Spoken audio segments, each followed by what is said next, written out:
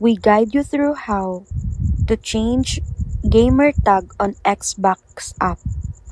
So the first thing you need to do is to open the app on your device, signing in with your Xbox account, then tapping your profile icon at the top to access your account settings where you'll see the edit gamer tag options.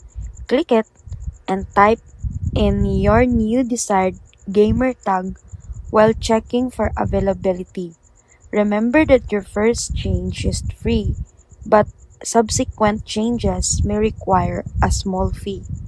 Once you've entered a unique gamer tag, confirm your choice, wait for the app to process the update, and you'll see your new gamer tag reflected across Xbox consoles and Xbox app and all connected services immediately. If you encounter any errors, make sure your app is updated and your internet connection is stable. And that's it. You've successfully updated your gamer tag without any hassle, giving you a fresh identity for gaming and friends to see instantly.